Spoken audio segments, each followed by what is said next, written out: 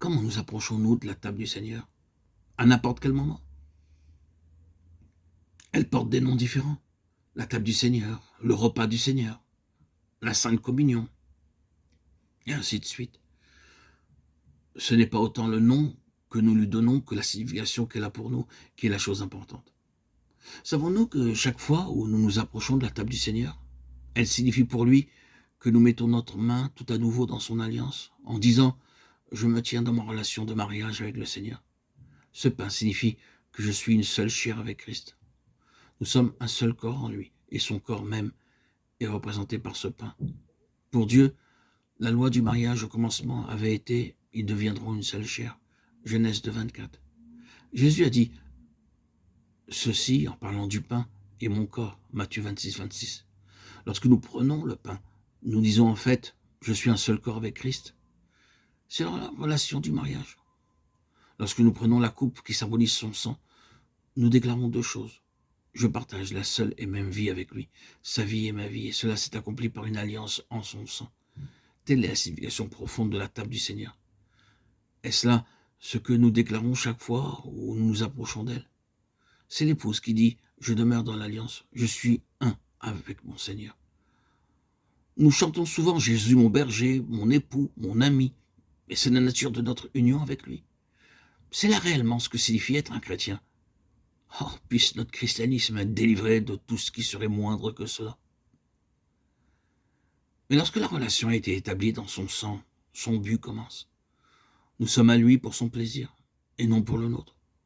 Il nous a créés pour son plaisir, opérant en nous ce qui lui est agréable, Hébreux 13, 21, afin que nous servions à célébrer sa gloire, Éphésiens 12, afin que vous annonciez les vertus de celui qui vous a appelé, 1 Pierre 2, 9.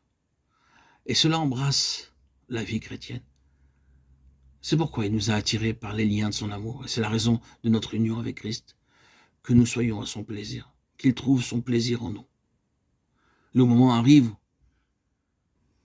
où il regardera son épouse et où il dira « Elle est une épouse glorieuse ». C'est dans ce but qu'il nous a attirés à lui, afin de se révéler par nous. Peut-être nos têtes et nos cœurs se courbent-ils maintenant. Quelle triste révélation nous sommes de notre Seigneur.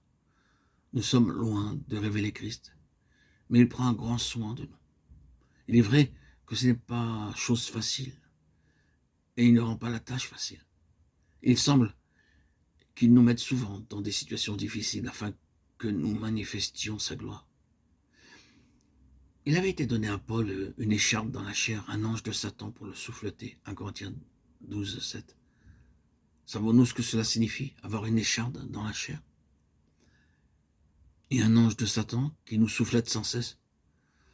Paul nous dit qu'il a apporté cela 3 fois au Seigneur, mais je pense qu'il a voulu dire « J'ai prié le Seigneur d'enlever cette écharpe encore, encore et encore.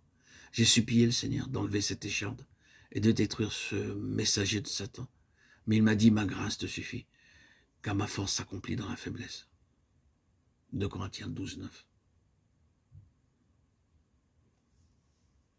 Il semble parfois qu'ils mettent des difficultés dans notre vie et rendent le chemin dur pour nous.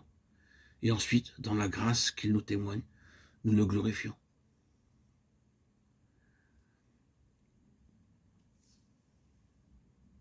Paul a été très éprouvé par cette écharpe, mais ce pauvre homme a dû connaître ce qu'est la souffrance. Ensuite, il dit « Et elle glorifiait Dieu à mon sujet » Galates 1, 24. Oui, afin que le Seigneur soit révélé, l'Église est une Église qui doit souffrir. Cette épouse du Seigneur est une épouse qui souffre. Mais la révélation de sa grâce est quelque chose de merveilleux.